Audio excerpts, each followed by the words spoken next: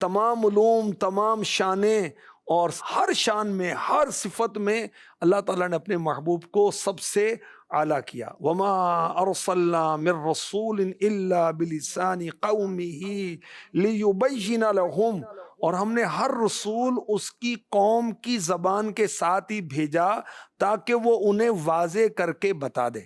سورہ ابراہیم آیت نمبر 4.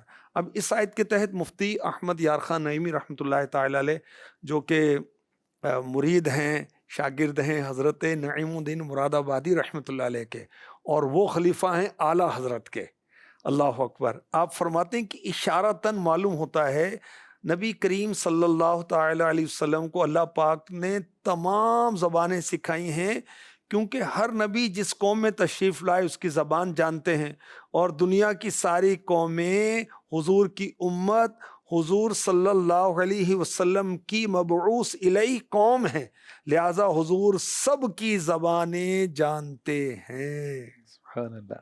ایک واقعہ بھی روایات میں ملتا ہے، میرے آقا صلی اللہ علیہ وسلم مسجد حرام میں تشریف فرما ہے، تو کچھ لوگ آئے جو عربی نہیں جانتے تھے، کسی دور علاقے سے آئے ہوں گے، تو انہوں نے آ کے اپنی زبان میں سوال کیا کہ آپ میں نبی کون ہے؟ تو اب صحابہ کرام دیکھے کہ یہ بات کیا کر رہے ہیں، جی اور میرے آقا صلی اللہ علیہ وسلم نے فرمایا کہ ادھر آ جاؤ، میرے پاس آ جاؤ، اور ان کی زبان میں میرے آقا صلی اللہ علیہ وسلم نے ان سے گفتگو فرمانا شروع کر دی، یہاں تک کہ وہ جو آنے والے تھے انہوں نے اسلام قبول کر لیا. کیا بات. تو مفتی احمد یار خان نعیمی رحمۃ اللہ علیہ نے لکھا کہ پیارے آقا صلی اللہ علیہ وسلم قدرتی طور پر ساری زبانیں جانتے ہیں.